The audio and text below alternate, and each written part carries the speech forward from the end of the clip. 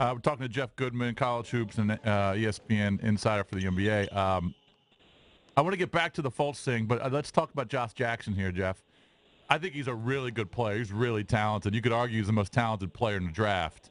But and you would know more than me.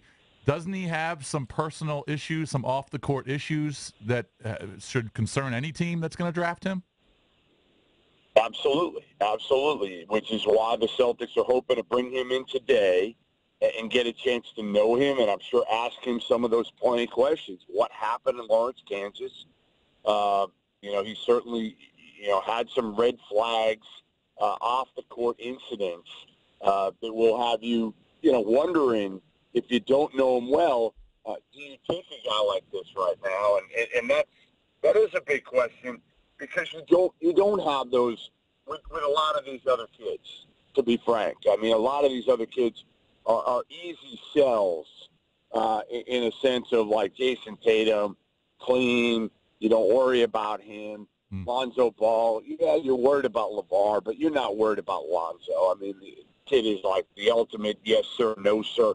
Even with his, he dealt with his mom sick and was able to play at a high level throughout. So obviously he's got mental toughness. Has never really been in trouble other than the story his dad told me about him being pulled over a few years ago in the neighborhood at Chino Hills for blasting rap music a little too loud in the neighborhood, and they pulled him over. And I think LeVar gave him a spanking. That was his only spanking, supposedly. I think that's a legitimate question that you've got to have right now with Josh Jackson. But I will say, listen, guys with far worse records have been drafted, signed, re-signed in the NBA. So somebody's going to take a shot on Josh Jackson in the top. He's not slipping beyond 4, I'll tell you that. Yeah, no doubt. All right, so let's move to the actual NBA here, off the draft. There's so much happening with Cleveland right now. Teams are kind of jockeying. They're desperate to beat the Warriors, especially Cleveland. A lot going on yesterday with David Griffin being let go. I don't know if he was let go or if they just mutually parted ways, but let's start with Paul George. I guess you guys were reporting yesterday that the Pacers actually offered Paul George to Cleveland for Kevin Love with another team involved, an unnamed team. Is that true? Yeah, I don't know that. I mean, certainly that if that's what's out there right now from my colleagues, that's accurate. I haven't had a chance to really talk to the guys at Cleveland in their organization the last day. I went to sleep nice and early last night to be able to get up and get to Bristol this morning. So, listen, right now Cleveland's a mess just because it's who do you call in Cleveland? David Griffin's gone. His top kind of guy, his right-hand man, Trent Redden's gone. So right now in charge is Kobe Altman.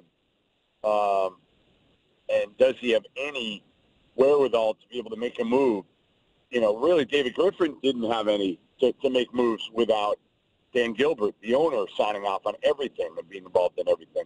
So you got to figure if right now Billups is leader in the clubhouse to take over, but how quick does this get done? Because if you're going to hire somebody, you better hire him now. Otherwise, what are you going to be able to do before the draft if you want to try to make a move for Paul George? Because certainly Kevin Pritchard, who's in charge of the Pacers, would love to make a move and start this rebuild as soon as possible if he can get, 75 cents right now. Because everybody knows Paul George, or at least feels like if you're trading for him, he's a rental. He's going to end up in L.A. with the Lakers a year from now.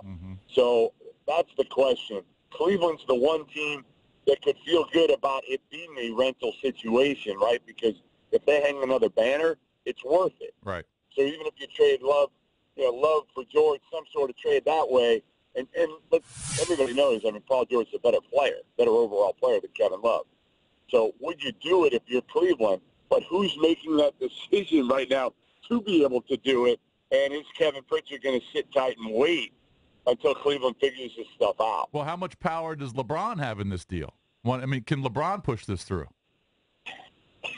Imagine that. Hey, Kevin Pritchard calls over to Kobe Altman or whoever it is. Yeah, talk to LeBron with Cleveland, and Kobe says, "Yeah, like I don't have the juice to make this decision. Here's LeBron's number. Call him and run it by him. He can sign off." Yeah. But LeBron wanted Griffin to stay, right? That's what he tweeted. It certainly sounds that way. Yes.